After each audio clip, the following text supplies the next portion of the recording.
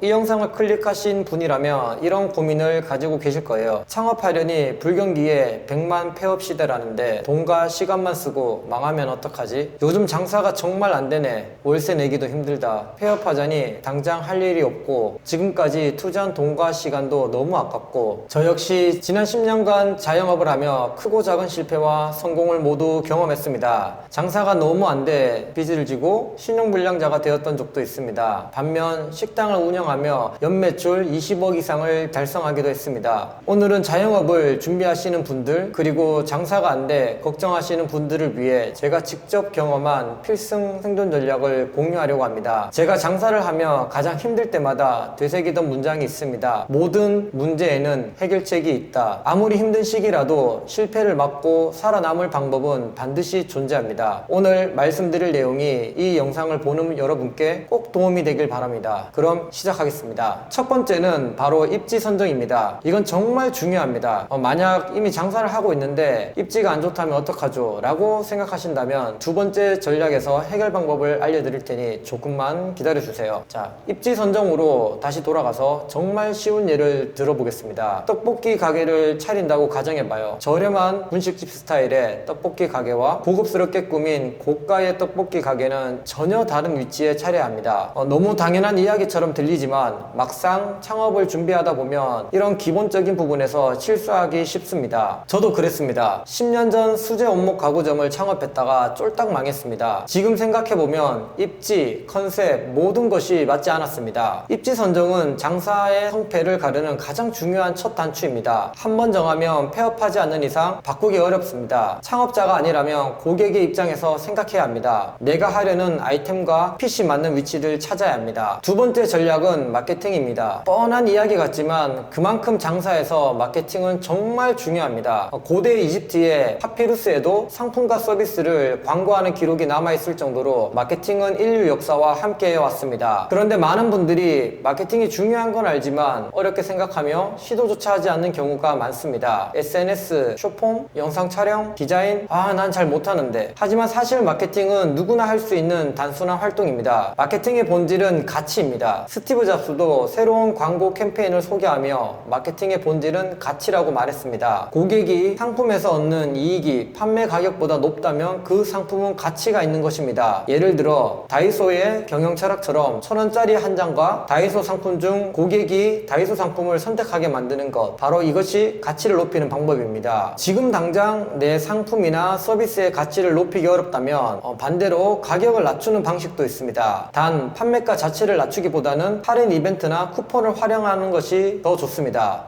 그럼 마진이 줄어들지 않을까요? 지금 중요한 것은 마진이 아니라 생존입니다. 일단 살아남은 후에 상품의 품질을 높이면서 마진도 함께 개선해 나가면 됩니다. 세 번째 전략은 비용 관리입니다. 이익은 매출 빼기 지출입니다. 매출을 높이는 것도 중요하지만 매출은 고객 수를 늘리거나 객단가를 높여야 하는데 이건 시간도 걸리고 효과도 바로 나타나지 않습니다. 당장의 이익을 높이는 가장 빠른 방법은 지출을 줄이는 것입니다. 지출을 줄일 때는 세 가지를 기억하시면 됩니다.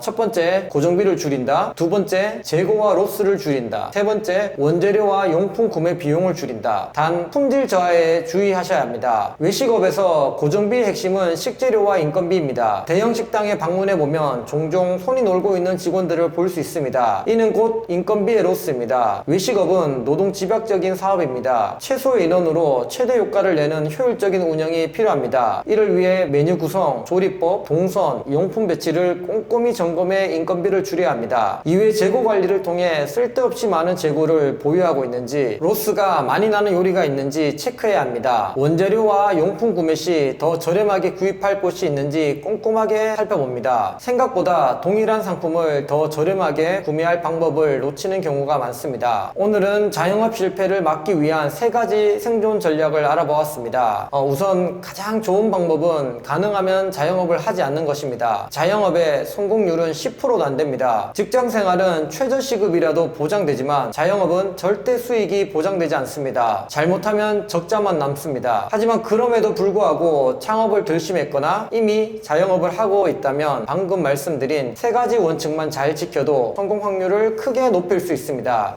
저는 지난 10년간 자영업을 하며 힘든 순간도 많았지만 제 선택을 후회하지 않습니다. 자영업은 내 아이들 아이디어를 실현하고 내 시간을 주체적으로 사용할 수 있는 매력이 있습니다. 또한 자영업은 쉽지 않지만 성공하면 경제적 자유를 이룰 수도 있습니다. 누군가가 성공했다면 성공 방법은 반드시 존재한다는 거잖아요. 제가 오늘 드린 이야기가 도움이 되셨다면 좋아요와 구독 부탁드리고요. 궁금한 점이 있다면 댓글로 남겨주세요. 열심히 공부하고 노력해 이 진흙탕 싸움에서 꼭 살아남으시길 바랍니다. 감사합니다.